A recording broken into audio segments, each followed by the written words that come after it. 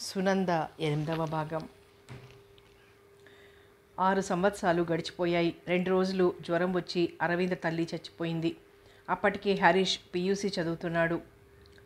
ఆ 10 రోజులు అయిపోయాక తండ్రిని తమ్ముడిని వచ్చి తన దగ్గర ఉండమని అరవింద రమణమూర్తి కూడా అడిగారు. కానీ రామనాథం గారు ఇష్టపడలేదు. తన ఇంట్లో ఈ మాత్రంగా శక్తి ఉన్నప్పుడు తను ఎవరి దగ్గర ఉండదలుచుకోలేదని, ఆ శక్తి కూడా ఉడిగిపోయేదాకా భగవంతుడు తనకు ఆయుర్దాయం ఇస్తే అప్పటికి ఎలా జరగాలో అలా జరుగుతుందని చెప్పి పంపించేశాడు. హరీష్ కాలేజీ చదువుకి ఇబ్బంది పడకుండా వంట వార్పు అన్నీ ఆయనే చూసుకునేవాడు. ఊళ్ళోనే ఉంది కనుక, సంసారంలో స్వతంత్రం ఉంది కనుక అరవింద్ అప్పుడప్పుడు ఏదో పచ్చళ్ళు టిఫిన్లు చేసి పంపిస్తుండేది. అలా 4 నెలలు గడిచిపోయాయి. ఓ ఉదయం పనంతా పూర్తి చేసి గుండెల్లో ఎలాగో ఉంది, కాసిన్ని మంచినీళ్లు తెచ్చిపెట్టమని కొడుక్కి చెప్పిన రామనాథం గారు ఆ అబ్బాయి గ్లాస్తో నీళ్లు తెచ్చేసరికే ఇహలోకయాత్ర ముగించేసుకున్నారు. శక్తి ఉడిగిపోయాక ఎవరి చేత చేయించుకోవడానికి, ఎవరి పంచన ఉండాలి అని భయపడిన ఆయన ఒక్క పూటైనా ఎవ్వరి చేత చేయించుకోకుండానే తనువు చాలించేసుకున్నారు. ఇంకా ఇంట్లో మిగిలింది హరీష్ ఒక్కడు. ఆ నెలకి పూర్తిగా సరిపడే బియ్యం, పప్పు, ఉప్పు తప్ప అతనికి జిల్లిగవ్వ ఆధారం లేదు. రామనాథం గారి మరణ వార్త వింటూనే ఊళ్ళో ఉన్న 3 కూతుళ్ళు, పొరుగురులో ఉన్న 2 కూతుళ్ళు వచ్చారు. అంతా కలిసి ఆయన కర్మకాండ అయిందనిపించి కన్నతండ్రికి సద్గతి కలిగించారు. ఇంకా తర్వాత వచ్చింది సమస్య. మా వాళ్ళవి ట్రాన్స్ఫర్ అయ్యే ఉద్యోగాలు. మా పిల్లల చదువుకే ఎంతో ఇబ్బంది అవుతుంది. ఇంకా తమ్ముణ్ణి మా దగ్గర ఎలా పెట్టుకుంటాం అన్నారు పెద్దక్కయ్యలిద్దరూ. ఒకరు వరంగల్లో, ఒకరు కరీంనగర్లో ఉంటున్నారు. అత్తగారు, మామగారు, ఆడపడుచులు అంతా ఉన్న ఉమ్మడి కుటుంబాలు మావి. అలాంటప్పుడు తమ్ముడిని దగ్గర పెట్టుకుంటామంటే ఏం బాగుంటుంది అన్నారు హైదరాబాద్లోనే ఉంటున్న చెల్లెళ్ళు. విషయం విన్న రమణమూర్తి అరవిందనే మందలించాడు. నేను ముందే చెప్పాను కదా, మళ్ళీ ఆ విషయం నువ్వు వాళ్ళందరి దగ్గర ఎందుకు తెస్తావు? తనని గురించి నలుగురు తర్జన భర్జనలు పడుతున్నారంటే అతనికి ఎంత కష్టంగా ఉంటుంది. నువ్వు మరేమీ ఆలోచించకు. ఆ అద్దెళ్ళు ఖాళీ చేసి అతన్ని మన ఇంటికి వచ్చేసేయమను. మనతో పాటే కలో గంజో అతను తాగుతాడు. దానికింత ఆలోచిస్తావెందుకు? నాకే ఓ తమ్ముడుంటే మన దగ్గర ఉండడా? కావలిస్తే నేనే వెళ్ళి అతన్ని తీసుకొస్తాను అన్నాడతను. ఆ మర్నాడే హరీష్ మకాం అరవిందక్కయ్య ఇంటికి మారింది. ఇలాంటి మహాపట్నంలో వచ్చిన కొద్దిపాటి జీతంతో గుట్టుగా కాలక్షేపం చేస్తున్న కుటుంబానికి మరో మనిషి అదనంగా వచ్చి చేరాడంటే అది కొంచెం భారం అనిపించే మాట నిజమే. అతని చదువు సాగాలి, తిండి బట్ట గడవాలి. పరిస్థితి అర్థం చేసుకోగలిగిన హరీష్ పీయూసీ అయిపోగానే ఉద్యోగం చూసుకుంటానన్నాడు. మీ నాన్నగారు బ్రతికి ఉంటే నువ్వు ఈ మాట అనేవాడివి కాదు. చదువులో నీకున్న ఆసక్తి నాకు తెలుసు. ఏదో పరాయి చోట ఉన్నాను, వీళ్ళని ఇబ్బంది పెట్టడం ఎందుకు అనేలాంటి ఊహలని అసలు నీ మనసులోకి చొరనివ్వకు. కవితనైనా కనీసం బిఏ దాకా చదివించాలనుకుంటున్న నేను నువ్వు పీయూసీతో సరిపుచ్చుకుంటానంటే ఎలా ఒప్పుకుంటాను? నువ్వు మరో ఆలోచన ఏమీ పెట్టుకోవద్దు. నీకు ఇష్టమైన కోర్సుకి అప్లై చేయి. నిన్ను చదివించే పూచి నాది అన్నాడు రమణమూర్తి అతని మొహమాటం గుర్తించి. హరీష్కు మెడిసిన్ చదవాలని ఉన్న బావగారిని ఇబ్బంది పెట్టడం ఇష్టం లేక బీఎస్సీలో చేరాడు. నాన్నగారు ఉన్నా నన్ను మెడిసిన్ చదివించలేకపోయేవారు. అందుచేత నువ్వు నాకేదో చెయ్యలేకపోయావని ఎప్పుడూ అనుకోను అనేవాడు అతను అక్కగారితో మధ్య. హరీష్ తమ ఇంటికి వచ్చిన దగ్గర నుండి రమణమూర్తి సాయంకాలం ఆఫీస్ పని అయిపోయాక 6 నుండి 8 దాకా మరో దగ్గర పార్ట్ టైం పనిలో చేరాడు. అలా 5-6 నెలలు గడిచాయి. ఒకనాడు రాత్రి 8:30, 9 అవుతుంటే ఇంటికి తిరిగి వచ్చిన అతడు ఏమిటో తలంతా భారంగా ఉంది, జ్వరం తగిలినట్లుందని పడుకున్నాడు. అరవింద తన చేతనైన వైద్యం, మజ్జిగ తేట అవి ఇచ్చి డాక్టర్ దగ్గరికి తీసుకువెళ్తానంది. రాత్రివేళ వెళ్లేంత కంగారేం లేదు, తెల్లారాక చూసుకుందాంలే అన్నాడతను. కానీ అంతకంతకీ బాధ అధికం కావటం, జ్వరం తీవ్రంగా ఉండటంతో భయపడి ఓ రాత్రివేళ తమ్ముణ్ణి సాయం తీసుకువెళ్ళి అవతల వీధిలో ఉన్న డాక్టర్ని తీసుకొచ్చింది అరవింద. రమణమూర్తి ఆ జబ్బు నుండి కోలుకోవటానికి దాదాపు 1 నెల రోజులు పట్టింది. ఒకరోజు అతన్ని చూసి ఇవతలికొస్తూ ముందు వరండాలో ఉన్న అరవిందతో అన్నాడు డాక్టర్. ఇంకా ఈయన క్రమంగా కోలుకొని ఆరోగ్యంగా తిరుగుతారు. కానీ ఈయన నరాలు, గుండె చాలా బలహీనంగా ఉన్నాయి. కనీసం మరో నెలైనా పూర్తి విశ్రాంతి తీసుకోవాలి. ఆ తర్వాతైనా ఇప్పటిలా ఉదయం 9కి ఇంట్లోంచి వెళ్ళి రాత్రి 9 గంటలకు తిరిగి వస్తూ ఇంచుమించు రోజు 12 గంటలు హైరానా పడటాన్ని ఇక నుండి ఈయన ఆరోగ్యం తట్టుకోలేదు. వింటున్న అరవింద మొహం పాలిపోయింది. కళ్ళల్లో నీళ్లు తిరిగాయి. మీరిలా కంగారు పడాల్సిందేం లేదమ్మా. కొంచెం జాగ్రత్తగా ఉండాలి. ఆయనకి బాగా విశ్రాంతి, బలమైన ఆహారం కావాలి. ముందుగానే జాగ్రత్త తీసుకోమని చెప్పటం నా విధి కనుక మిమ్మల్ని హెచ్చరించానంతే అన్నారాయన నిదానంగా. అలాగేనండి, మీ మేలు ఈ జన్మలో మర్చిపోలేం. పిలవగానే వచ్చి చూసిందే కాకుండా శ్రద్ధగా ఇన్ని రోజులు వచ్చి వైద్యం చేసి ఆయన్ని మళ్ళీ మాకు దక్కించారు అంది అరవింద కృతజ్ఞతాపూర్వకంగా. ఇది మా వృత్తి ధర్మం. దానిని గురించి మీరంతగా పొగడాల్సిందేం లేదు. అలా అనుకోని వాళ్ళు ఎంతమంది లేరు. సరే, మధ్యాహ్నం మా తమ్ముడిని మీ ఇంటికి పంపిస్తా. మీ ఫీజు ఎంతైందో అని ఆ వాక్యం పూర్తి చేయకుండానే వదిలేసింది అరవింద. దానికేం లేమ్మా అంటూనే వెళ్ళిపోయారు డాక్టర్ గారు. మామూలుగా భర్త సంపాదన నెలంతా సర్ది 5-10 మిగిల్చేది అరవింద. కానీ అతని జబ్బులో పళ్ళు పాలు బాగా కొనాల్సి రావటం, వీటితో డబ్బుకి ఇబ్బందై సుబ్బారావు గారి భార్య దగ్గర 200 రూపాయలు అప్పు తీసుకుంది అరవింద. ఇంకా డాక్టర్ బిల్లు ఇవ్వాలి. పోనీ అంటే అమ్మటానికి కానీ తాకట్టు పెట్టడానికి కానీ ఇంట్లో ఖరీదైన వస్తువులు ఏమీ లేవు. మళ్ళా సుబ్బారావు గారి భార్యని అడిగితే ఆవిడేమనుకుంటారో అని అరవింద ఆలోచిస్తుంటే, పొరుగున ఉన్నందుకు ఆవిడ ఇప్పటికి చేసిన సహాయమే చాలు. మళ్ళీ అడిగితే బాగుండదు. ఎలాగో రిక్షాలో మెల్లగా ఆఫీస్కి వెళ్ళొస్తానో, వాళ్ళు ఏమైనా అడ్వాన్స్ ఇస్తారేమో అడిగి మరో నెల సెలవు పెట్టొస్తాను అన్నాడు రమణమూర్తి. జబ్బుతో ఉన్న నెల కాకుండా విశ్రాంతికి మరో నెల సెలవు జీతం నష్టం లేకుండా శాంక్షన్ చేసి అతను అడిగిన 200 రూపాయల అడ్వాన్స్ ఇచ్చి బాగా విశ్రాంతి తీసుకోమని సలహా ఇచ్చి పంపించారు ఆఫీసు వాళ్ళు. ఆ 200లో సుబ్బారావు గారి భార్య అప్పు తీర్చేసింది. నెల జీతంలో కూడా డాక్టర్ గారి ఫీజు, ఇంటి అద్దె అవి తీర్చేస్తే ఇంక మిగిలింది ఎంతో లేదు. పైగా రమణమూర్తికి బలానికి టానిక్కులు, పండ్లు, పాలు అశ్రద్ధ చేయటానికి వీల్లేదు. డాక్టర్ చెప్పిందంతా మెల్లిగా భర్త చెవిన వేసి, నేను కూడా ఏదైనా ఉద్యోగంలో చేరతాను అంది అరవింద. ఆయన చెప్పిందంతా నాకు వినిపించింది. అప్పటి నుండి నేను అదే ఆలోచిస్తున్నాను. అయినా డాక్టర్లు అలా ఏవో సలహాలు ఇస్తూనే ఉంటారు. మన వీలుని బట్టి మనం ఆలోచించుకోవాలి. ఎలాగా టానికులు తీసుకుంటున్నాను కనుక సాయంకాలం పార్ట్ టైం జాబ్ మానాల్సిన అవసరం నాకేం కనిపించడం లేదు అన్నాడు అతను. బాగుంది మీరు చెప్పేది. ఆరోగ్య విషయాలు డాక్టర్ కంటే మనకెక్కువ తెలుస్తాయా? నేను పనిచేయటం మీకు ఇష్టం లేకపోతే ఈ జీతంతోనే ఒక్క పూట తిని కాలక్షేపం చేద్దాం.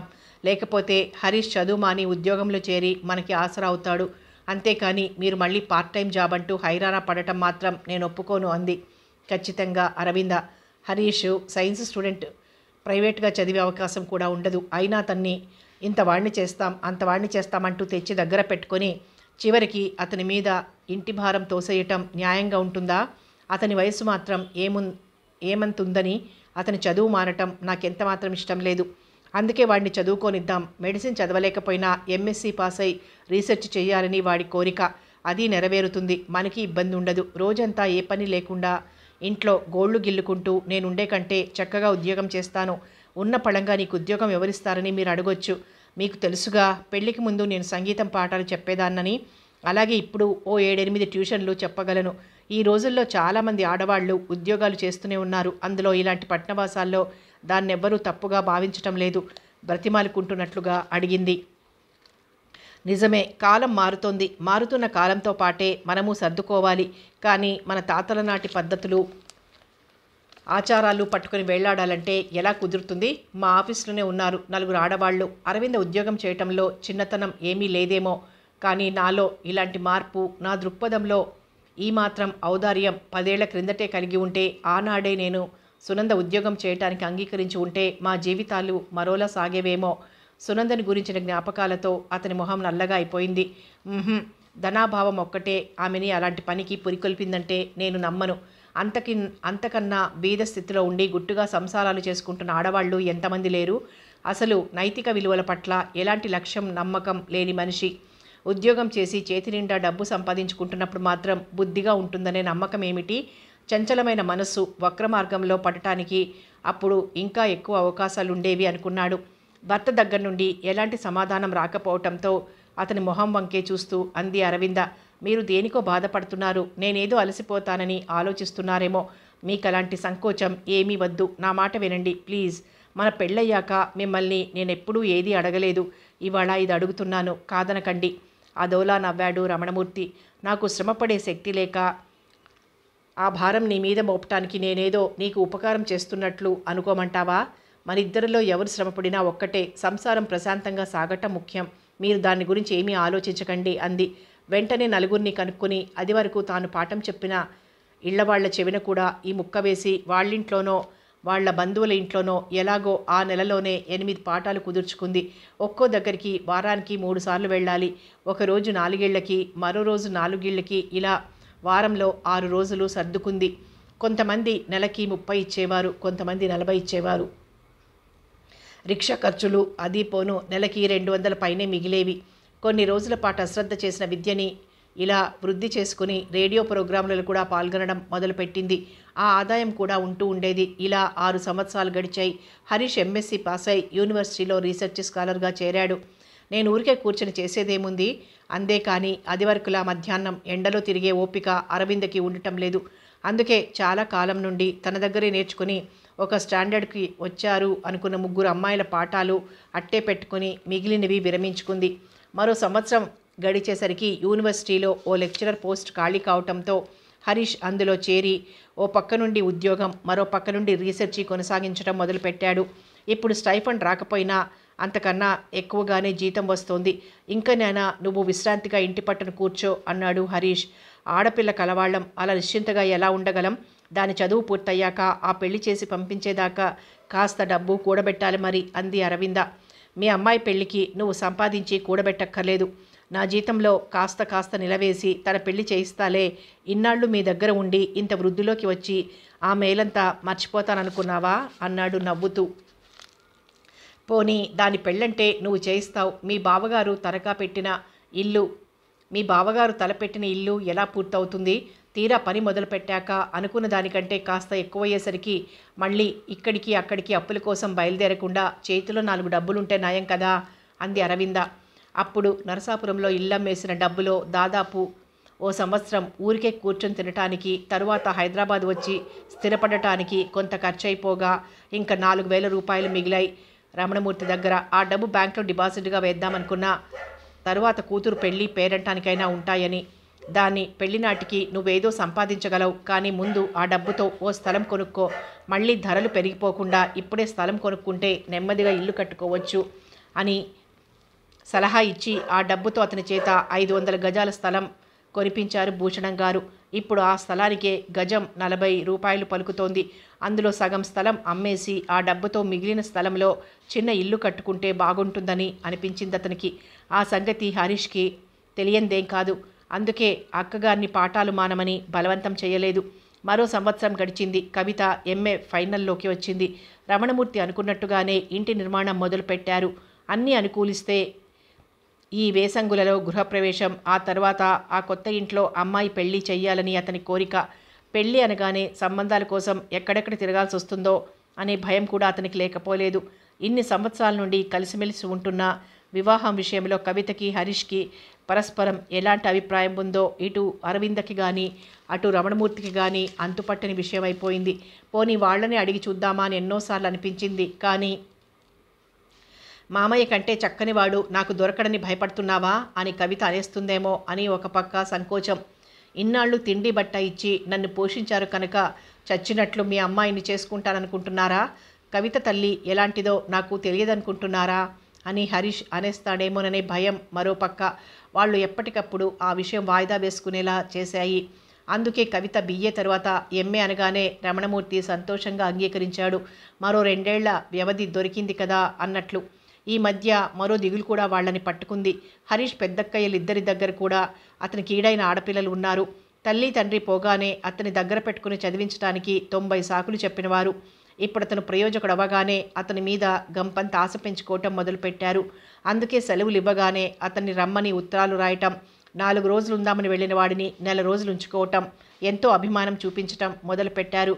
స్వతహాగా హరీష్ అరవింద పట్ల విధేయుడైనా అక్కయ్యలిద్దరూ అతని మనసు విరిచేసి అతను కవితని కాదని వాళ్ళ పిల్లల్లో ఎవరినైనా చేసుకునేటట్లు చేస్తారేమోనని వాళ్ళ భయం.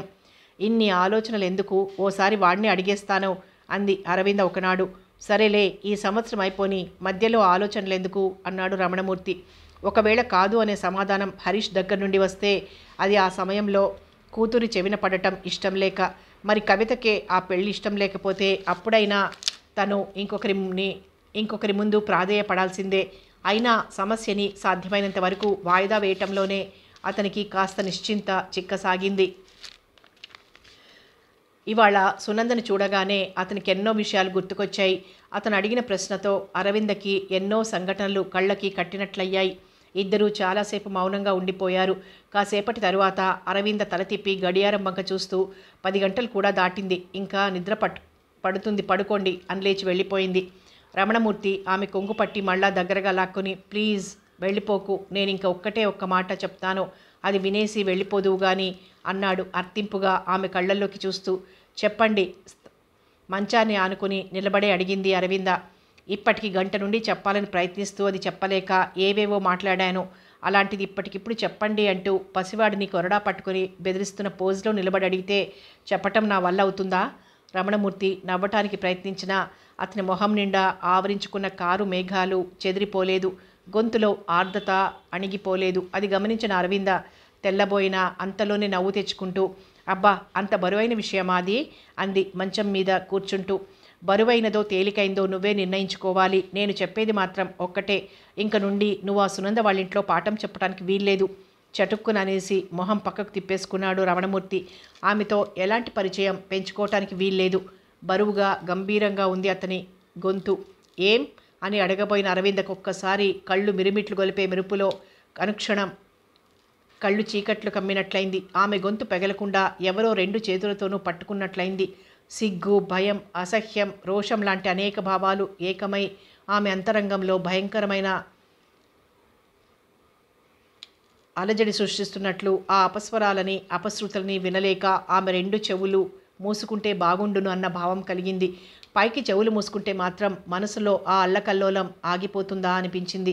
మౌనంగా దూరంగా ఎటో చూస్తూ కూర్చున్న అరవిందకి ఒకనాటి సునందలో సంభాషణ, భార్యాభర్తల అనుబంధాన్ని గురించి ఆమె వెలిబుచ్చిన భావాలు గుర్తుకొచ్చాయి. భార్యని భర్త బానిసలా చూస్తూ హీనంగా హింసిస్తున్నా అలా పడి ఉండాల్సిందేనా? ఇంకా ఈ స్త్రీజాతికి విముక్తి అనేది లేదా అని అడిగింది. వాళ్ళ ఈ సంభాషణకి దారితీసిన సంఘటన, వాళ్ళ పొరిగింట్లో ఉండే ఆయన గుర్తుకొచ్చారు. నాగరికంగా బ్రతుకుతున్నామనుకునే వాళ్ళు ఉచ్చరించడానికి వినటానికి కూడా ఏవగించుకునే తిట్లు తిట్టి పొరిగింటికి కూడా వినిపించేటట్లు చావబాదుతున్నాడతను. అలాంటి భర్తని, ఆ సంసారాన్ని వదిలి ఆడది తన దారి తను చూసుకొని తన ఇష్టం వచ్చినట్టు బ్రతకటంలో ఎలాంటి ఆక్షేపణ లేదు. కానీ ఈమె చేసిందేమిటి? ఈమె సంసారంలో ఏం బాధలున్నాయని వెళ్ళిపోయింది అనుకుంటుంటే అరవింద కళ్ళు అప్రయత్నంగా భర్త వంక తిరిగాయి. అతను ఏదీ పట్టించుకోనట్లు అలాగే ఒత్తిగిలి పడుకున్నాడు. ఈ వ్యక్తిలో ఏం లోటుందని ఆమె ఆ పని చేసింది? ఈ జీవితం 1000 జన్మల పుణ్యఫలం అనుకునే పాలకడిల్ లాంటి సంసారం త్యజించి ఎందుకు వెళ్ళిపోయింది? అయితే ఒక్కటి మాత్రం నిజం, భగవంతుడు ఈయనకి అందం ఇవ్వలేదు, ఐశ్వర్యం ఇవ్వలేదు, కానీ వాటన్నింటికీ మించిన అమృతం లాంటి ఆంతర్యాన్ని ఇచ్చాడు. పోనీలే, ఆవిడ అలా వెళ్ళిపోవటం వల్లనే ఈ మనిషిని చేపట్టే అదృష్టం నాకు కలిగిందేమో అనుకుంటుంటే తన స్వార్థానికి, తన ఊహకి తనకే నవ్వొచ్చింది. మళ్ళీ అంతలోనే తన ఆలోచనని తనే సమర్థించుకోవటం మొదలుపెట్టింది. అవును, అంతే మరి. చేతిలో ఉన్న మాణిక్యం మసిబొగ్గు అనుకుని ఒకరు విసిరేస్తే దానిని అందుకుని పదిలం చేసుకునేవారు ఇంకొకరుంటారు. అప్పుడు వారు ఆ మొదటి వ్యక్తి అవివేకానికి జాలిపడటంతో పాటు తమ అదృష్టానికి మురిసిపోవటంలో తప్పేం లేదు అనుకుంది.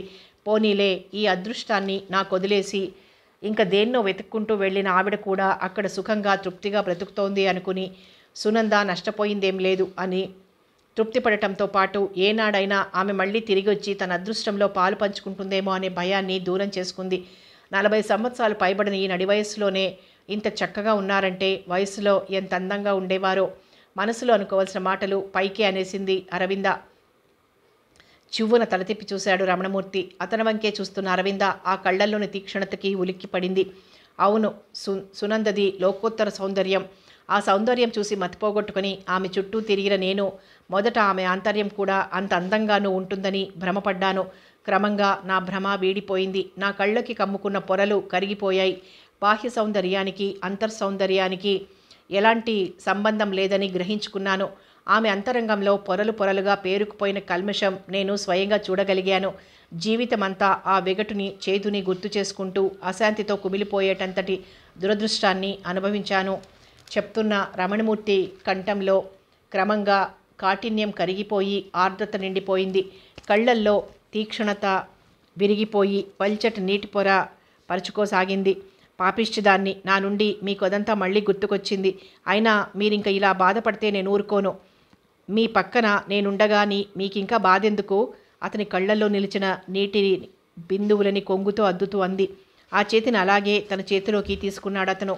అవును అరు, నువ్వుండగా నాకింక ఏ దిగులు లేదు. మండు టెండలో తల మీద ఆచ్ఛాదన, పాదాలకి రక్షలు లేకుండా నడిచి నడిచి అలసిపోయిన వాడికి చల్లని వటవృక్ష ఛాయ దొరికినట్లయింది నీ సహచర్యం నాకు. స్త్రీలోని ధన వ్యామోహాన్ని, భోగలాలసతని చూసి చూసి విసిగిపోయిన నన్ను నీ మానవత్వంతో, మార్దవత్వంతో, సౌకుమార్యంతో సేద తీర్చావు అని అతనంటూ ఉంటే వెంటనే ఏం మాట్లాడాలో తోచలేదు అరవిందకి.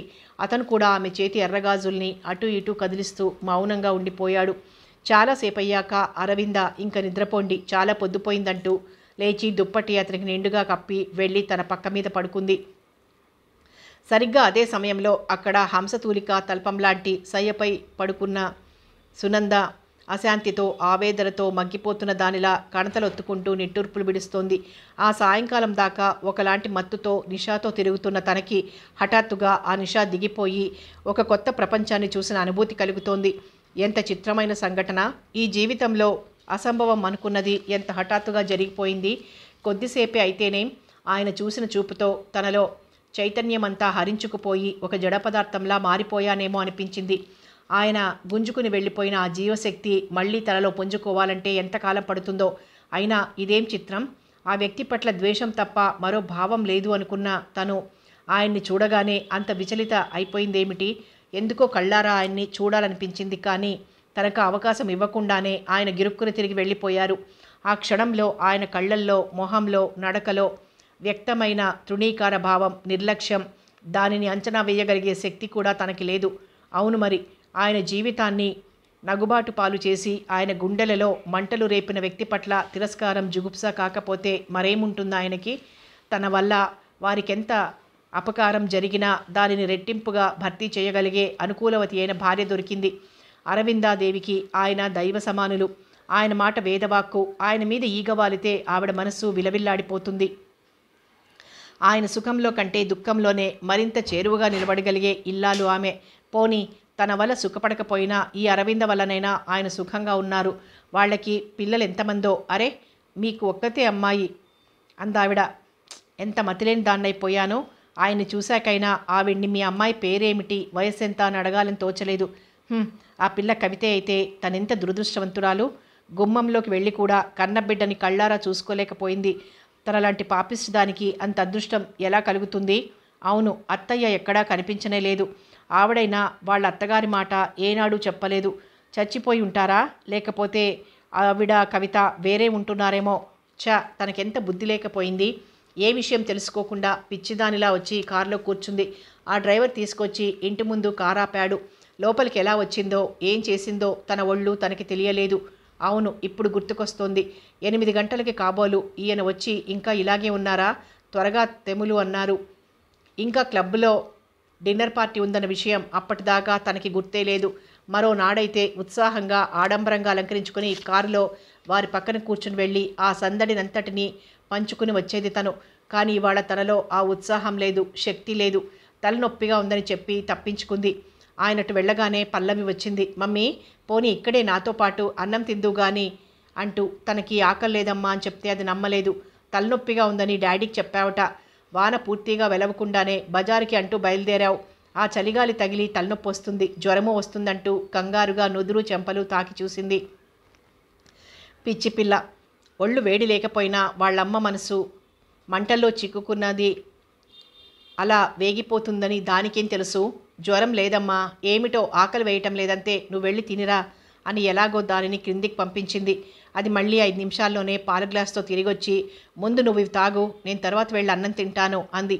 ఇప్పుడేం తాగినా వాంతి అయిపోయేలా ఉందమ్మా, నువ్వు అన్నం తిను, నేను తర్వాత పాలు తాగుతాను అని దానికి నచ్చజెప్పి క్రిందికి పంపించేసరికి తాతలు దిగొచ్చారు. కడుపు నిండా తిందో లేదో అది. 10 నిమిషాల్లోనే తిరిగొచ్చింది చేత్తో పుస్తకం పట్టుకొని. అదేమిటమ్మా అంటే, నాకు అట్టే ఆకలేదు, గబగబా కాస్త తినొచ్చాను. నువ్వు కళ్ళు మూసుకుని పడుకో, నీకేదైనా కావాల్సి వస్తుందేమో. డాడీ వచ్చేదాకా నేను ఇక్కడే కూర్చొని చదువుకుంటాను అంది. ఆలోచనలతో కొట్టుకుపోతున్న సునంద మెల్లగా కళ్ళు తెరిచి చూసింది. పెద్ద వెలుగుపడి తనకి ఇబ్బంది లేకుండా దీపం తీసేసి టేబుల్ లైట్ వేసుకొని చదువుకుంటోంది పల్లవి. 19వ ఏడు నడుస్తోంది దీనికి. దానికి 21 జరుగుతూ ఉంటుంది. ఎక్కడ ఉందో, ఎలా ఉందో. అరవింద చెప్పిన అమ్మాయి కవిత అయి ఉంటుంది. వారికి అదంటే ప్రాణం. అత్తయ్య ప్రత్యక్ష దైవం. అలాంటి ఆ ఇద్దరిని దూరంగా ఉంచుతారు అనుకోవటానికే మనస్కరించటం లేదు. వాళ్ళ ఇద్దరిని అన్నమాట ఏమిటి, ఆయన నన్ను కూడా అంత ఇదిగాను ప్రేమించేవారు. ఆయన నందు అని పిలుస్తుంటే లోకంలో ఉన్న అనురాగమంతా ఆయన గుండెల్లోనే ఇమిడిపోయి ఉందేమో అనిపించేది. ఆ ప్రేమని అందుకోవటం నాకు చేత కాలేదు. అదోలా నవ్వుకుంది సునంద. ఇవాళ అరవింద కనిపించిన తీరులో 2 చేతుల నిండా బరువు మోస్తూ రిక్షా కూలీ కూడా పొదుపు చేస్తూ బ్రతకాల్సి వచ్చే ఆ జీవితం, కాసేపు చల్లగాలిలో తిరిగినా జ్వరం వస్తుందేమోనన్నంత అపురూపంగా సాగే ఈ జీవితం, ఇంత మార్పుని వాంఛించినప్పుడు అంతటి సాహసం చేయాల్సి వస్తుంది. ఆలోచనలలో మునిగిపోయిన సునందకి టైం ఎంతైందో తెలియలేదు. కానీ నందగోపాల్ మెల్లిగా డోర్ తెరుచుకుని లోపలికొస్తూ నందు అని పిలిచినప్పుడు మాత్రం దగ్గర 10 అయి ఉంటుందని అంచనా వేసుకుంది. ఆ పిలుపు వినగానే ఏమిటో ఒక్కసారి దుఃఖం ముంచుకొచ్చినట్లయింది. మీకు పుణ్యం ఉంటుంది, ఇక నుండి మీరు నన్ను ఆ పేరుతో పిలవద్దు అని చెప్పాలనిపించింది. కానీ కళ్ళు తెరవటానికి కానీ పెదవి విప్పటానికి కానీ శక్తి లేని దానిలా అలాగే పడుకుంది. ష్, గట్టిగా మాట్లాడకండి, మమ్మీకి నిద్ర పట్టింది. చూడండి డాడీ, పాలైనా త్రాక్కుండా పడుకుంది. ఎప్పుడైనా మెలకు వస్తే అవి తాగేయమని చెప్పండి అని మెల్లగా చెప్పి పల్లవి పుస్తకం తీసుకుని తన గదిలోకి వెళ్ళిపోయింది. టైం ఎంతైంది? తన మౌనం తనకే దుర్భరం అనిపించి మెల్లగా అంది సునంద. టైముడి విప్పుకుంటున్న నందగోపాల్ మెలకువ వచ్చిందా, ముందివి తాగు, టైం 10 దాటింది అంటూ పాల గ్లాస్ చేతికి అందించబోయాడు. పార్టీ బాగా జరిగిందా? లేచి కూర్చుంటూ అంది. గ్లాస్ అందిస్తున్న అతని చేతికి సునంద చేతివేళ్లు చుర్రును తగిలాయి. పార్టీ మాటకేం గాని ఇంత జ్వరంతో ఒళ్ళు పేలిపోతుంటే డాక్టర్కి ఫోన్ చేయించకుండా ఏం చేశావు? తలనొప్పి అన్నావు కదా అని నేను క్లబ్కు వెళ్ళిపోయాను. తనని తాను నిందించుకుంటూ భార్యని మందలించాడు. జ్వరమా? ఇప్పుడే వచ్చినట్లుంది. ఇందాక పల్లవి ఒళ్ళు పట్టి చూసేసరికి కూడా ఏం లేదు, పొద్దుటికి తగ్గిపోతుంది అని పాల గ్లాసు నోటి దగ్గర పెట్టుకోబోతుంటే ఇదో ఈ మాత్ర వేసుకో అంటూ అలమార్లోంచి ఓ మాత్ర గ్లాస్తో మంచినీళ్లు తీసుకొచ్చి ఇచ్చాడు. మాత్ర వేసుకొని పాలు తాగి కళ్ళు మూసుకొని పడుకుంది సునంద. సాయంకాలం 5 గంటలైంది. అలవాటు ప్రకారం మల్లయ్య పేము కుర్చీలు తీసుకువెళ్ళి బయట లాన్లో వేసొచ్చాడు. సునంద మెల్లిగా గదిలోంచి బయటకు వచ్చి నీరసంగా అడుగులు వేసుకుంటూ హాలు దాటి వరండాలోకి వెళ్తుంటే అప్పుడే అటువైపు వచ్చిన పల్లవి అంది. ఎక్కడికి మమ్మీ అటు వెళ్తున్నావు? బయట లాన్లో కూర్చుందామని తప్పు చేసి పట్టుబడిపోయిన పసిదానిలా బిక్కుబిక్కుమంటూ సమాధానం చెప్పింది. రాత్రంతా జ్వరంతో ఒళ్ళు పేలిపోయిందట. తెల్లారాక జ్వరం తగ్గిందనుకుంటే ఇప్పుడు ఆరు బయట చలిగాలిలో కూర్చుంటావా? వాన వచ్చేలా కూడా ఉంది, గదిలోకి పద, నేను వస్తాను అని తల్లి చెయ్యి పట్టుకుంది. అబ్బా, గదిలో ఇంకా పడుకోలేనే, ప్రొద్దుటి నుండి మంచం మీద పడుకుని ఉంటే విసిగేస్తోంది, పోనీ వరండాలో కూర్చుందాంరా అని ముందుకు దారి తీసింది. ఇద్దరు ఆ కబురు ఈ కబురు చెప్పుకుంటున్నారు. సునంద దృష్టి మాత్రం మాటిమాటికి వీధి గేటు వంక తన చేతికున్న వాచి వంక తిరుగుతూనే ఉంది. మెల్లిగా చీకట్లు పరుచుకోవటం ప్రారంభించాయి. మల్లయ్య వచ్చి వరండాలోనూ హాల్లోనూ లైట్ స్విచ్లు వేసి వెళ్ళాడు. అది చూస్తూ హఠాత్తుగా అప్పుడే గుర్తొచ్చినట్లంది పల్లవి. ఇవాళ దీపాల వేళైనా ఇంకా టీచర్ గారు రాలేదేమే? అదే నేను అనుకుంటున్నాను, మొన్నో నాడు ఇలాగే ఆలస్యంగా వచ్చారు కదూ. తన ఆతృతని వ్యక్తం కానివ్వకుండా యథాలాపంగా అంటున్నట్లే అంది సునంద. అవాళ్ళింత ఆలస్యం కాలేదు అంది పల్లవి. మరి కాసేపు గడిచిపోయింది. ఇంకా ఇవాళ్టికి ఆవిడ రానట్లే. ఏమిటన్నావు? పరధ్యానంగా ఎటో చూస్తున్న సునంద ఉలిక్కిపడినట్లు అంది. పల్లవి నవ్వుతూ మళ్ళీ చెప్తుంటే ఏ ఇబ్బంది అయినా వచ్చిందేమో అని పైకి అందే కానీ సునంద అంతరంగం మాత్రం ఆరాటపడసాగింది. ఎందుకు రాలేదు? ఒకవేళ ఆయన వెళ్ళొద్దన్నారా? ఇంకెప్పటికీ నాకు కనిపించదా? అమ్మాయిని చూపించమని అడిగే అవకాశమే నాకు రాదా అని తనకి తనే ప్రశ్నలు వేసుకుంటూ వాటికి సమాధానం చెప్పుకోవటానికి కూడా ధైర్యం లేని దానిలా విలవిల్లాడిపోయింది. ఆ రోజు గడిచిపోయింది. మర్నాడు సాయంకాలం కూడా సునంద 1-2 సార్లు యథాలాపంగానే అడిగినట్లు టీచర్ గారి విషయం అడుగుతుంటే ఇవాళ ఆవిడ వచ్చే రోజు కాదు కదమ్మా అంది పల్లవి. ఏమో, నిన్న రాలేదు కదా, ఇవాళ వస్తుందేమో అని ఆశ చావని సునంద సమాధానం చెప్పింది. అవాళ రాలేదు సరికదా, మరో వారం గడిచినా అరవింద జాడలేదు. సునంద మనస్సు నిలవటం లేదు.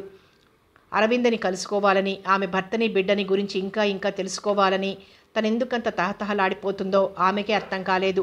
ఒకనాడు ఆ కుటుంబంతో అన్నీ తెగతంపులు చేసుకొచ్చిన తన మనస్సు ఇన్ని సంవత్సరాల తర్వాత వాళ్ళని తలుచుకొని ఇలా స్పందించటం తనకే చిత్రంగా అనిపించింది. ఆ వ్యక్తి పట్ల తనకి పట్టరాని ద్వేషం, జిగుప్స ఉన్నాయని, ఎన్ని సంవత్సరాలు గడిచినా కాలం అనేది ఎన్ని రకాల అనుభూతులతో తన అంతరంగాన్ని పేర్చిపెట్టినా దాని అట్టడుగు పొరల్లో ఆ 2 భావాలు ఎప్పటికీ సజీవంగానే ఉంటాయని తను అనుకుంది. జీవితంలో మళ్ళీ ఎప్పుడైనా అతని గురించి వినటం కానీ పొరపాటున చూడటం కానీ తటస్థిస్తే ఆజ్యం పోసిన అగ్నిలా తన మనస్సు భగ్గుమని తాను ద్వేషంతో తిరస్కారంతో మొహం తిప్పేసుకుంటానని అనుకునేది. కానీ ఇప్పుడు జరుగుతున్నది పూర్తిగా వ్యతిరేకంగా ఉంది.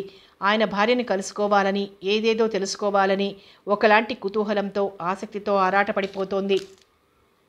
ఆలోచిస్తున్న సునందలో చటుక్కున అదొకలాంటి రోషం తలెత్తింది. నాకు వారిని గురించి తెలుసుకోవాలని ఏం లేదు. నా బిడ్డ ఎలా ఉందో, ఏం చేస్తుందో తెలుసుకుందామని ఒక్కసారి, అంతే. ఒక్కసారైనా సరే నేను ఫలానా అని దానికి తెలియకుండా దానిని కళ్ళారా చూసుకుందామని నా ఆరాటం. అంతేకాని ఆ ఇంట్లో మిగిలిన వారంతా ఎలా పోతే నాకేం అనుకుని అభిమానంతో ఎదురు తిరిగిన మనసుని సమాధానపరుచుకుంది. సాయంకాలమైంది. సునంద చీర మార్చుకుని మెల్లగా మేడ దిగి వస్తుంటే మెట్ల దగ్గరే నిలబడిన పల్లవి అడిగింది, ఏం కావాలి? కాస్త అలా మార్కెట్కి వెళ్ళొద్దామని. పెద్దవాళ్ళకి భయపడుతున్నట్లుగా జంకుగా అంది. ఏం కావాలో చెప్పు, మల్లయ్య చేత తెప్పిస్తాను, లేకపోతే నేను వెళ్ళి తీసుకొస్తాను. తల్లి ఆరోగ్యం సరిగ్గా ఉండటం లేదు అనుకున్న పల్లవి ఆమె హైరాణ పడటం ఇష్టం లేక అంది. అన్నింటికీ అలా అడ్డుపుల్లలు వెయ్యకు. 10 రోజుల నుండి ఇంట్లో కూర్చొని చిరాకేస్తోంది. కాస్త చిరాగ్గానే సమాధానం చెప్పింది. పల్లవి ముఖం చిన్నబోయింది. నేను వస్తాను పదా అంది మెల్లిగా. సునంద 2 మెట్లెక్కి పైకొచ్చి ఆ పిల్ల ముంగురులు మెల్లిగా సవరిస్తూ, మమ్మీ విసుక్కుందని కోపం వచ్చిందా? కారులో వెళ్ళి రావటానికి నాకు ఇంకో మనిషి సాయం ఎందుకు చెప్పు? అయినా మీ డాడీ త్వరగా వచ్చేస్తానన్నారు. తను వచ్చేసరికి ఇద్దరం లేకుండానా? అసలు నేను 10 నిమిషాల్లో వచ్చేస్తాను అని ఆ పిల్ల మరేమీ అనే లోపునే గబగబా మెట్లు దిగి వచ్చేసింది. మార్కెట్కి అని కారుకి కూర్చున్న సునంద కారు కాస్త దూరం రాగానే, ముందు ఆ సంగీతం టీచర్ ఇంటికి వెళ్దాం పదా. 10 రోజులై ఆమె రావటమే లేదు. ఒంట్లో బాగుండలేదో ఏమిటో చూసొస్తాను అంది. డ్రైవర్ మారు మాట్లాడకుండా కారు తిన్నగా తీసుకెళ్లి అరవింద ఇంటి ముందు ఆపాడు. ఆవిడగారు రాకపోతే నన్నో మల్లయ్యనో వెళ్ళి కనుక్కురమ్మంటే తీరిపోయేది. కానీ ఈ గల్లీలలోకి ఈమెగారు మళ్ళీ రావటం ఎందుకో అని వాడికి కొంచెం చిరచిరలాడుతూనే ఉంది. ఇలాంటి చోటికి రావటం తన యజమానురాలి హోదాకి, దర్జాకి భంగం అని వాడి అభిప్రాయం. అయినా పెదవి విప్పి సలహా ఇచ్చే స్థితి కాదు వాడిది. కారు దిగి వాడు వచ్చి తలుపు తెరిచే లోపనే సునంద గబుక్కున తలుపు తెరుచుకొని తడబడే కాళ్లతో లోపలికి వెళ్ళింది. గేటు తెరవగానే ఉన్న చిన్న ఆవరణలో ఎవరో పిల్లలు ఆడుకుంటున్నారు. వాళ్లను పట్టించుకోకుండా ఇటు తిరిగింది. ముందు గదిలో చాప వాల్చుకొని ఒక ఆమె స్వెట్టర్ అల్లుకుంటోంది. సునంద పాదాలు టక్కున ఆగిపోయాయి. నా బిడ్డ పెరిగి ఇంతదైందా? మెడలో ఆ నల్లపూసలు అంటే పెళ్ళయిందన్నమాట. పిల్లా పాప ఉన్నారేమో. గుమ్మంలోకి ఎవరో వచ్చిన అలికిడై ఆమె తల ఎత్తి, ఎవరు కావాలండి అంది. అరవింద గారున్నారా? ఆమెనే రెప్పవాల్చకుండా చూస్తూ తడుముకుంటున్నట్లే అంది.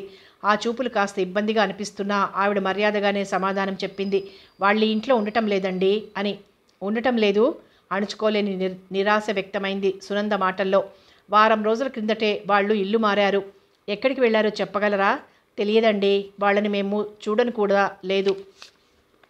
వారం క్రిందట ఈ దారంట మార్కెట్కి వెళ్తున్న మా వారికి ఈ ఇంటికి ఉన్న టూలెట్ బోర్డు కనిపించింది. లోపలికి వచ్చి కనుక్కున్నారు. ఇల్లు నచ్చింది. ఇంత క్రితం ఉన్నవాళ్ళు ఆ మధ్యాహ్నమే ఖాళీ చేసి వెళ్ళారట. శుభ్రంగా కడిగి ఉంది. సరే, ఆ మధ్యాహ్నమే ఇక్కడికి వచ్చేసాం. అలాగా. ఆవిడ మా అమ్మాయికి సంగీతం చెప్తున్నారు. 10 రోజుల నుండి రావటం లేదు. తన కుతూహలానికి కారణం చెప్తూ ఈవిడ విషయంలో తన అంచనా తప్పిపోయినందుకు అదోలా అయిపోతూ అనింది సునంద. ఇంటికి వాళ్ళకేమైనా తెలిసేమో కనుక్కోండి, వాళ్ళు మేడ మీద ఉంటున్నారు అని చెప్పి మళ్ళీ తన పనిలో మునిగిపోయిందావిడ. నేను ఊరికే తొందరపడ్డాను. కానీ నా కవిత ఇలా ఎందుకుంటుంది? దాని కళ్ళు ఇంకా విశాలం, చిన్న నోరు, నొక్కుల జుట్టు అనుకుంటూ మేడ మీదకి వెళ్ళింది సునంద. తెలియదండి, ఇల్లు ఖాళీ చేస్తామన్నారు. సరే అన్నాం.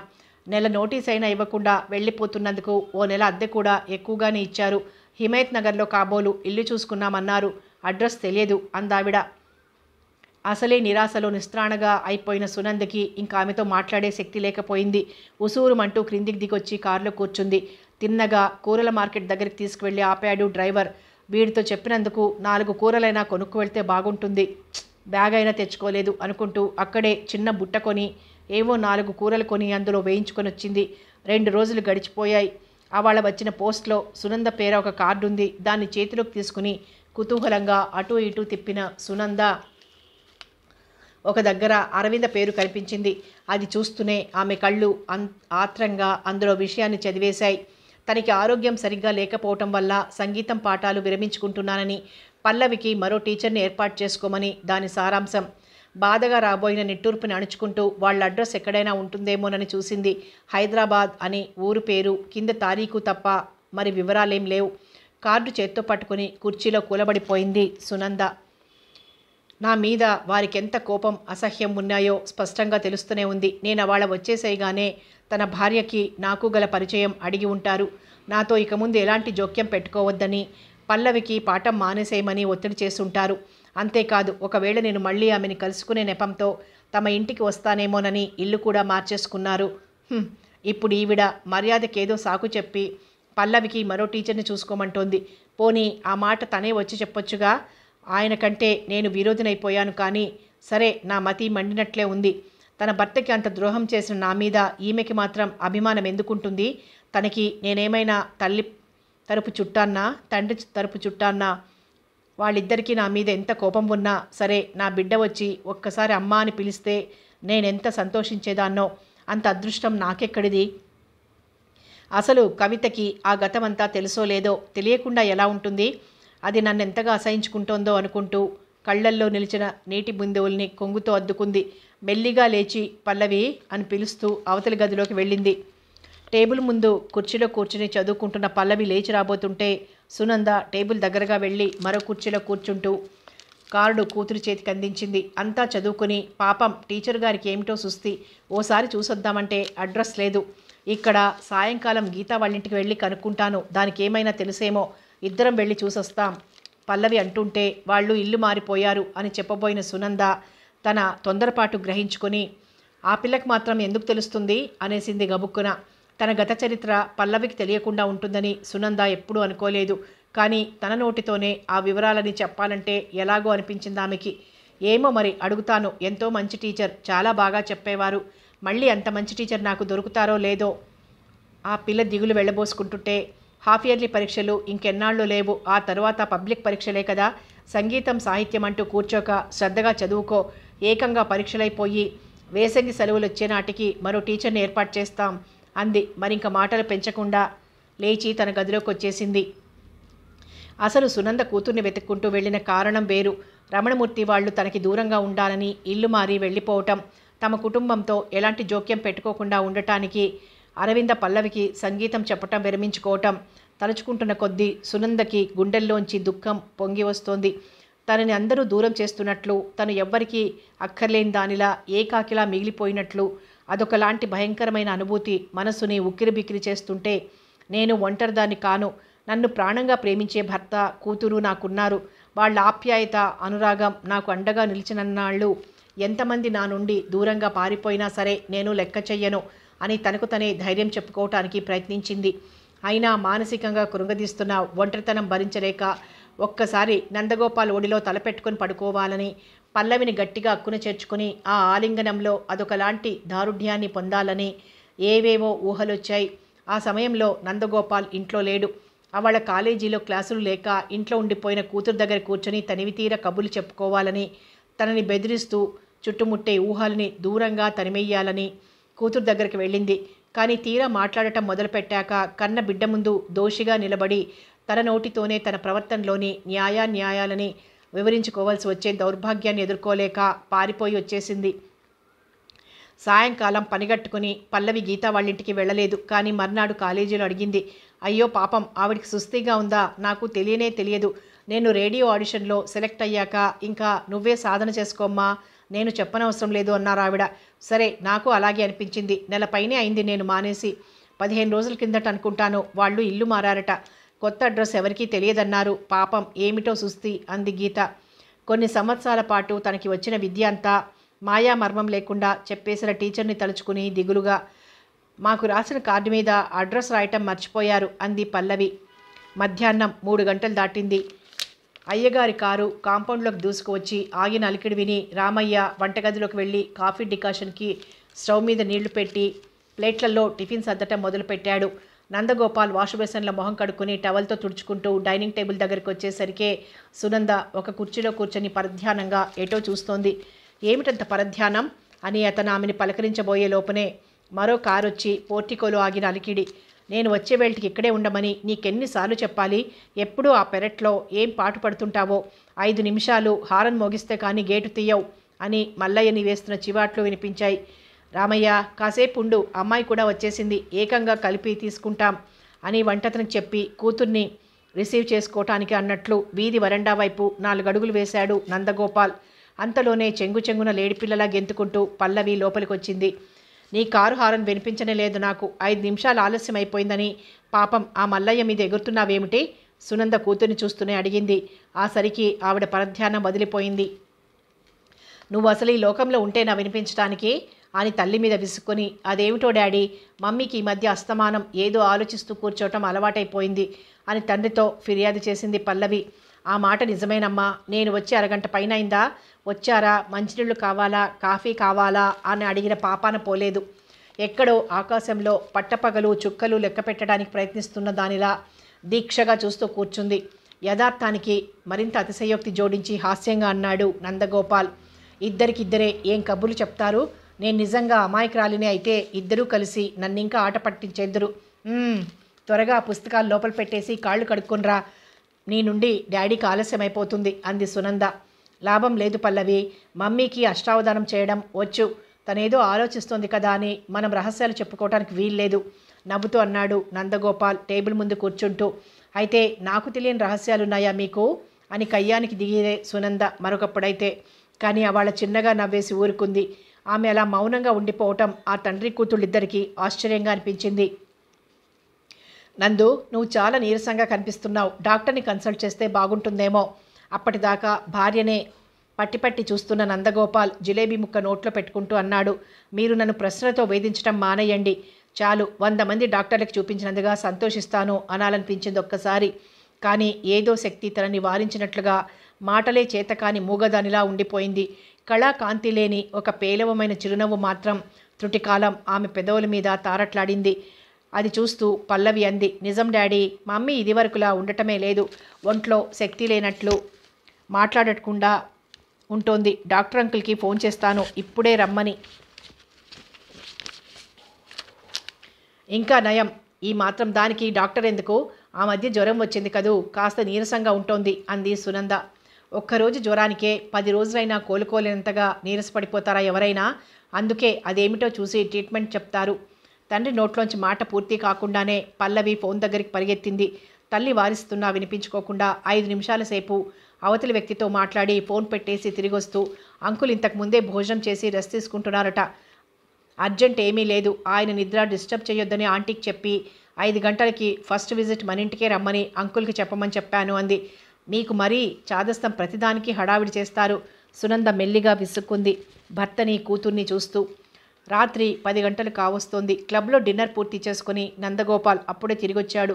గదిలో మంచం మీద తలగడకి ఆనుకొని కూర్చుని దూరంగా ఆకాశంలో తణుకుమని మెరుస్తున్న నక్షత్రాల వంక కిటికీలోంచి చూస్తూ కూర్చుంది సునంద. అదేమిటి, డిన్నర్కి రావటానికి ఓపిక లేదన్నావు, సరే ఇంటి దగ్గర త్వరగా భోజనం చేసి నిద్రపోని అన్ని విధాలా చెప్పి వెళ్తే ఇప్పటిదాకా మేల్కొనే ఉన్నావా అన్నాడు. నా ఆరోగ్యం బాగుపడుతుందంటారా? మనసు నిలవనీయని అలజడి, తన బాధ ఒకరితో చెప్పుకోలేని సంకోచం సునంద మనసుని బలహీనం చేసి అన్నింటికీ బెదిరిపోయేలా చేస్తున్నాయి. గలగల నవ్వాడు నందగోపాల్. నువ్వు చాలా విచిత్రమైన వ్యక్తివి. మేమంతా భయపడినప్పుడు నీకేమీ అనారోగ్యం లేదని అన్ని విధాలా ధైర్యం చెప్పి చివరికిప్పుడు డాక్టర్ వచ్చి చూసి జనరల్ వీక్నెస్ తప్ప మరేం లేదని చెప్పి వెళ్ళాక తీరిగ్గా కూర్చొని నీ ఆరోగ్యం గురించి బెంగ పెట్టుకుంటున్నావా? ఇంజెక్షన్లు ఏవో ఇస్తానన్నాడు కదా రేపటి నుండి. ఆ కోర్స్ అయ్యేసరికి బాగా బలం పడుతుంది. అమ్మాయి పెళ్లి త్వరగా చేస్తే బాగుండును అనిపిస్తోంది నాకు బేలగా అంది. బొత్తిగా బీసీ నాటి మనిషిలా మాట్లాడకు. 19 ఏళ్ల పిల్లకి డిగ్రీ చదివైనా పూర్తి కాని దానికి ఇప్పటి నుండే పెళ్ళేమిటి? కోటు హ్యాంగర్కి తగిలిస్తూ అన్నాడు. బేలగా అతని వంక చూస్తూ ఉండిపోయింది సునంద. ఒక్కదానివి కూర్చుంటే ఇలాంటి ఆలోచనలే వస్తాయి.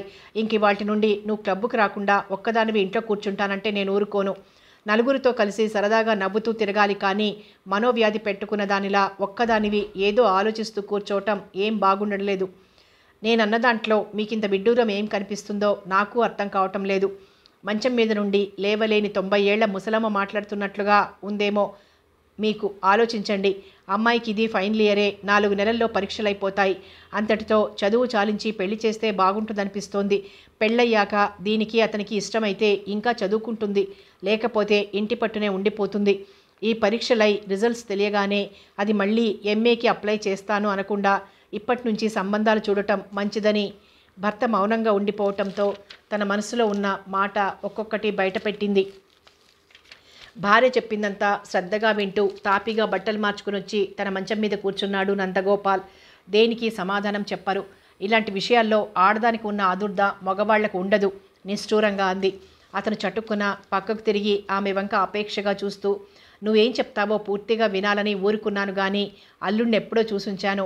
అమ్మాయి ఎంఏ అయ్యాక చేస్తే బాగుంటుందనుకున్నాను. సరే, నువ్వు తొందరపడుతున్నావు కనుక ఈ వేసంగుల్లోనే చేసేద్దాం అన్నాడు చిన్నగా నవ్వుతూ. నిజంగానేనా? ఏ ఊరు సంబంధం? అబ్బాయి ఏం చేస్తున్నాడు? తల్లి తండ్రి ఉన్నారా? అంటూ ఉత్సాహంగా మొదలుపెట్టి అంతలోనే అలిగి కూర్చున్నట్లు మొహం పెట్టి, అమ్మాయి మీరు ఇద్దరికిద్దరు తోడు దొంగలు, నాకు తెలియకుండా ఇంత కథ నడిపించారు అంది. నీతో వచ్చిన చిక్కే ఇది. ముక్కు చివర ఉంటుంది కోపం. ఈ సంగతి అమ్మాయికి తెలుసునని నేను చెప్పానా?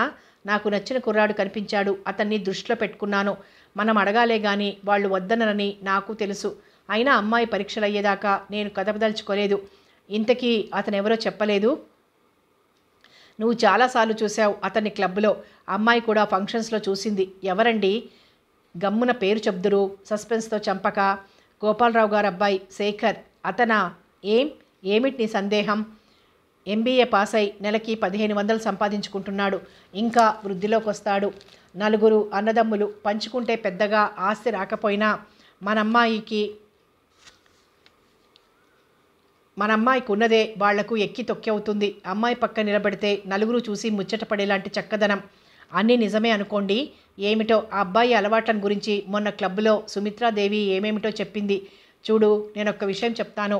పొద్దుటి నుండి సాయంకాలం దాకా అరక దున్నిన దున్నపోతులు, గానుగ చుట్టూ తిరిగిన ఎద్దు, చీకటి పడగానే మెడ మీద కాడి తీసి పాకలో కట్టేసి ఇంత గడ్డి పడేస్తే దాన్ని తింటూ నెమరు వేస్తూ మర్నాడు పొద్దుటిదాకా విశ్రాంతిగా పడి ఉంటాయి. కానీ మనిషి కేవలం విశ్రాంతితో తృప్తి పడలేడు. మనసుకి ఉల్లాసం, సంతోషం కావాలి.